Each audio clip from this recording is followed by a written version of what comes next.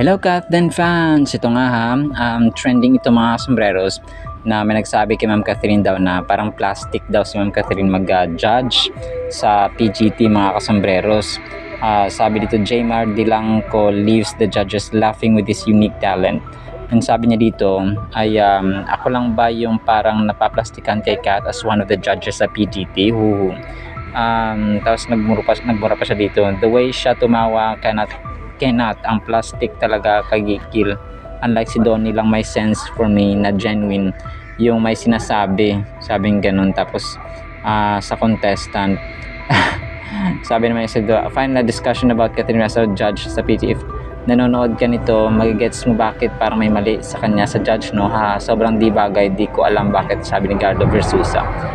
Sabing ganun. Ay nako, ewan ko, dead man na sa mga bashers. Kasi nakikita ko dito, the more na dumadami ang bashers nila, ay mas dumadami ang blessings ng Kat din mga kasombreros. So, parang hindi nila mag-gets yung kailangan silang i-venture, kailangan silang ilagay sa iba't ibang forte para mahasa palalo mga kasombreros kagaya ni Sir Alden, no? Versatile actor, director, producer, no, at chief executive officer, CEO, tapos member pa siya ng board ng Bawol Fund, businessman. So lahat ng mga customers. So dito hindi nila magigets mga customers. So hayaan na natin yung mga bashers mga customers, kasi part talaga yan ng pag-angat ng isang artista, no. The more the bashers, the more na aangat ang isang artista mga kasombreros. And then ito, si Pops Alden kanina ay parang nag-warm up sila, no, bago mag-jogging mga kasombreros. Tapos picture din sila kasama ang kanyang gym buddies at saka cycling buddies at saka running buddies mga kasombreros na sina Coach Mauro nga, sina Mitch Oliva at saka sina Prince Bernas and the rest of the gang mga kasombreros. And then tapos ito, si Ma'am Catherine sobrang ganda dito sa kanyang outfit, no. Nakuhaan siya ng pasimple at saka stolen shot mga kasombreros. And the next item natin, bibilisan ko kasi medyo marami ito mga kasombreros, no. Si Pops Alden, meron siyang prayer item na naman sa kanyang Instagram story. John 5:14, First John 5:14 mga kasombreros, sabi dito is this is the confidence we have in approaching God. If we ask anything according to His will, He hears us. So every time na makikinig ang Diyos sa atin mga kasombreros, there is that answering moment, no? May pagtugon ang ating Diyos mga kasombreros at may pagdinig. So expect that miracle will happen mga kasombreros. And then after nila Pops Alden kanina, no, na parang jogging, diretso sila sa gym mga kasombreros. Parang tayong napapagod sa kakatingin, no, nakakapanood kay Sir Alden mga kasombreros, pero part na kasi ng kanyang routine, parang hinahanap ng kanyang katawan mga kasombreros. And then ito, sobrang kulit ito mga kasombreros, kasi yung isang fan ay nag-post ng parang nasa library sila mga kasombreros, tapos nagbabasa, no, nagsusulat at saka dun sa may shelves mga kasombreros. So sobrang kulit lang, hindi matay-matay, no, talagang updated at saka active din itong fan na ito mga kasombreros sa kanyang Facebook page, na ang galing niya mag-edit, no, talagang kuhang-kuha yung buhay yung kanyang art mga kasombreros. And then ito, si Pops Alden or yung kanyang The Hungry Pita ay meron pala silang International Franchise Expo, 3 days to go mga kasombreros. So that will be 26. So 26 po gaganapin mga kasombreros. So The Hungry Pita, tapos wala pa silang nilagay dito na na address at saka oras mga kasombreros, pero abang-abang tayo. So Hungry Pita, meron pa sa International Expo. And then, reminder, yung Davao Fiesta mga kasombreros, na kung saan ay sponsored by BDO, ay makikilahok, no, dito sa atin sa SMX Convention Center sa April 26. So, yan po yun sa SM Lanang Premier Activity Center, 10 a.m. 3 p.m. mag-start mga kasombreros dito sa Davao, pero medyo malayo ito sa amin kung kaya hindi rin ako makakapunta mga kasombreros. At saka taong bahay ako kasi di ba may binabantayan akong lolo at saka yung aking kapatid na special child, mga kasambreros. So yun po. And then ito, ang kulit ni Pops Alden dito, mga kasambreros, kasi parang nag-close up yung kanyang dimple, no? Ito ay part ng kanyang session nung siya po ay nagbabike, mga kasambreros, no? Talagang todo exercise ang inyong Pops Alden para maging healthy and physically fit, mga kasambreros. Alright, so naman po sa ating captain items, abang-abang pa kayo sa ating updates. Sana po ay pangyan po natin ang Word of God. Para po sa ating Word of God ay sobrang ganda po nito, mga kasambreros. Ang title po natin, Makatwiran, Makatarungan. Psalm 11:7, For the Lord is righteous, He loves righteous deeds. The upright shall behold His face. Sa Tagalog po, si Yahweh ay matuwid at sa gawang mabuti, nalulugod sa piling niya'y mabubuhay, ang sa kanya'y sumusunod. Grabe, no? Napakaganda po ng verse na ito. And ngayong araw ay pinuno natin ang ating topics, actually kung naalala nyo sa mga previous topics natin, about righteousness, about katarungan, mga kasambreros.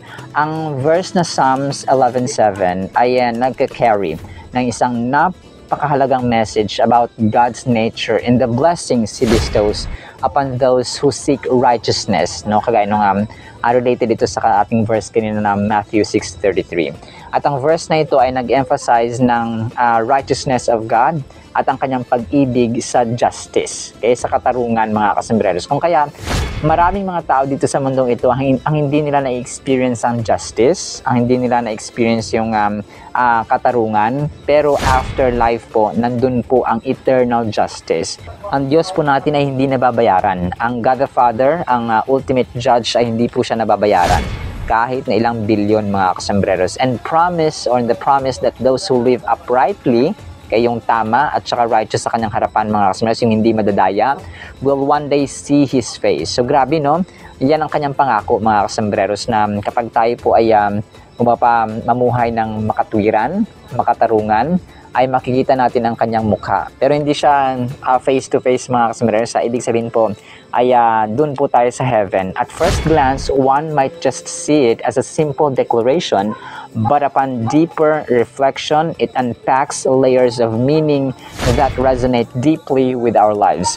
So, para i-break down ito, mga kasambreros, now we focus on the first part of the verse, which states, For the Lord is righteous. This isn't just a statement. No, hindi lamang po ito statement na ang Diyos po natin makatarungan, no, ang Diyos natin ay righteous. It's an affirmation, okay, na kung sino ang Diyos natin. The nature, kung pa yung isang tao, ikaw nagmana kayo ng ugali mo talaga kasi ang tatay mo ganito ka, so namana yung ugali. Ganito ka, ugali mo talaga, ganito ugali mo, no? So hindi ka na magbago. So parang ganun, mga sirs, no? The nature, ang ugali ng Panginoon ay ganun po siya, okay? Righteousness is fundamentally about being morally perfect, okay? Morally perfect. Wala po nakaka-attain yan sa ating mga tao, kahit na tayo po ay banal, kahit na tayo po ay bishop, kahit na tayo preacher, pastor, or kahit na sino man, no? Wala pong morally perfect sa atin, just and good. When we recognize that God is righteous, we acknowledge that He stands against injustice and evil. So ito na, galit na galit ang Panginoon, mga sus. Lalo na po yung mga inaapi, yung mga sinusuppress. Kunwari, ikaw ay isang ultimo lang na society, tapos inaapi-api ka, no? Talagang wala kang justice na na-experience kasi basta may mga corruption na experience ka, tapos injustice, no? Namatayan kayo, for example, tapos hindi kayo naka-experience ng justice, hindi nyo nakuha yung katarungan, no?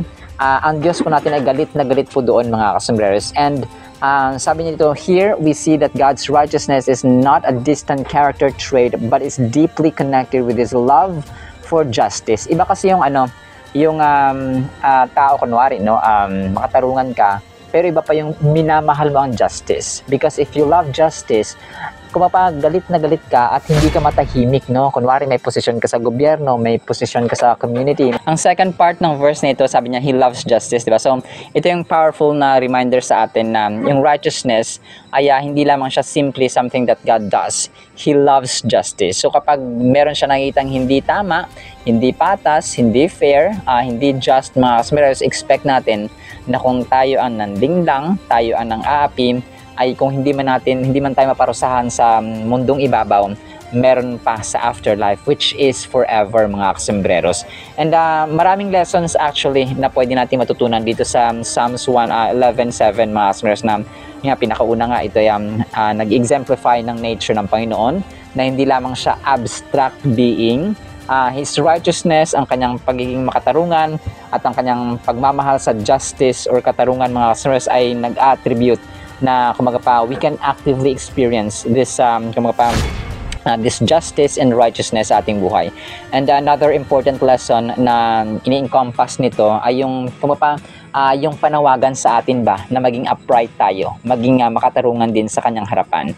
And being upright in a world filled with challenges and moral ambiguity is no small task, mga sir. So hindi siya biro, hindi siya maliit na task na nagagawin natin, kasi alam natin ang mundong ito ay talagang kaliwat kanan ang pang-aapi, kaliwat kanan ang racism, kaliwat kanan ang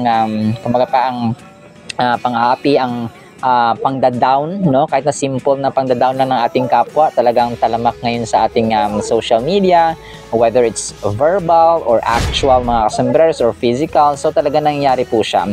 Suffering and turmoil may lead us to believe that God is distant, but Psalms 11:7 reassures us that God sees our struggles and stands for justice.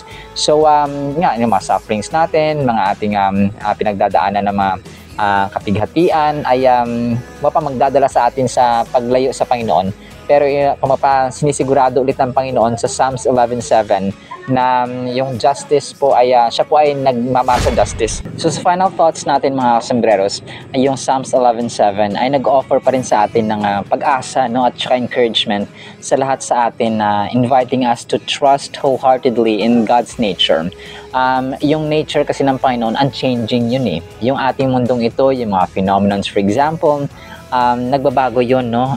Sabi nga dito sa mundong ito is change is constant, no? Patuloy na nagbabago.